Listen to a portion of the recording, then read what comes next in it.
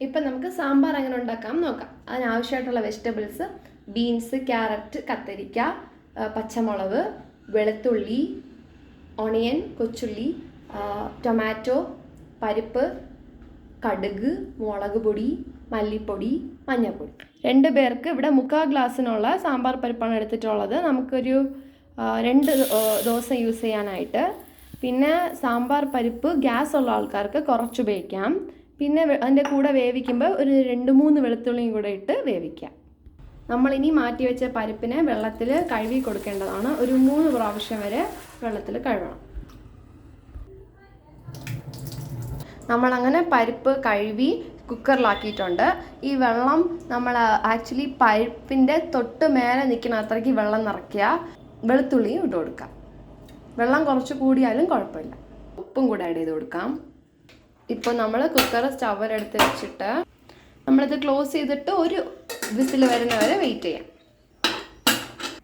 ഇപ്പോൾ നമ്മൾ ആവശ്യമുള്ള വെജിറ്റബിൾസൊക്കെ അരിഞ്ഞു വെച്ചിട്ടുണ്ട്. നമ്മൾ വേവിക്കാൻ വെച്ച സാമ്പാർ പരിപ്പ് ഒരു വിസിൽ വന്ന് വിസിൽ റിലീസായി ഇപ്പോൾ റെഡി ആയിട്ടുണ്ടാവും. നമുക്ക് ഓപ്പൺ ചെയ്ത് നോക്കാം.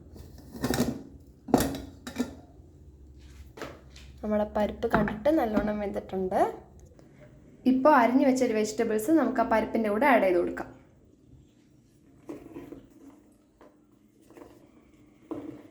നമ്മളിതിൽ വെജിറ്റബിൾസ് ആഡ് ചെയ്തതിന് ശേഷം വെള്ളം വെജിറ്റബിൾസിനേക്കാളും കുറച്ച് കൂടുതൽ നിൽക്കുന്ന ഇതുപോലെ ആഡ് ചെയ്ത് കൊടുക്കുക.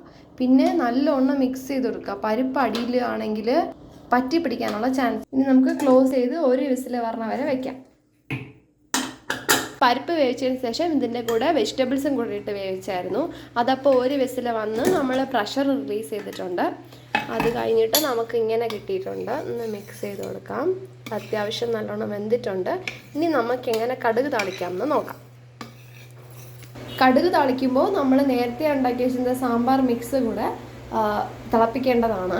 അതിൻ്റെ പാരലലിയാണ് നമ്മൾ കടുക് താളിക്കേണ്ടത്. സോ ആദ്യം നമ്മൾ പാൻ വെച്ചിട്ട് അതിൽ എണ്ണ ഒഴിച്ചിട്ട് നമ്മൾ കൊച്ചുള്ളി ഇട്ട് കൊടുക്കേണ്ടതാണ്. ഉള്ളി ചെറുതായിട്ട് ബ്രൗണിഷ് ആയതിനു ശേഷം കടുക് ആഡ് ചെയ്ത് കൊടുക്കുക. കടുക് ഒന്ന് പൊട്ടിയതിന് ശേഷം നമുക്ക് മഞ്ഞൾപ്പൊടി ഇട്ട് കൊടുക്കാം. നെക്സ്റ്റ് നമുക്ക് മുളക് പൊടി ഇട്ട് കൊടുക്കാം. അടുത്ത് നമുക്ക് മല്ലിപ്പൊടി ഇട്ട് കൊടുക്കാം. ഇനി ഇതൊന്ന് നല്ലോണം മിക്സ് ചെയ്ത് കൊടുക്കാം ഇതെല്ലാം. ഇനി നമുക്ക് ഇതിൻ്റെ കൂടെ കായം ആഡ് ചെയ്ത് കൊടുക്കാം. ഓഫ് ചെയ്തിട്ടാണ് നമ്മൾ പുളിവെള്ളം ആഡ് ചെയ്ത് കൊടുക്കാൻ. ഉണ്ടാക്കി വെച്ചിരിക്കുന്ന സാമ്പാർ മിക്സിൻ്റെ കൂടെ ഒഴിച്ചു കൊടുക്കാം. അപ്പം നമ്മൾ മിക്സ് ചെയ്യാം. ഇനി ഇത് തിളയ്ക്കണ വരെ നമ്മൾ വെയിറ്റ് ചെയ്യാം. അവസാനം നമ്മുടെ സാമ്പാർ റെഡി ആയിട്ടുണ്ട്. അങ്ങനെ നമ്മുടെ ഡിന്നർ സാമ്പാറും ചപ്പാത്തിയും റെഡി.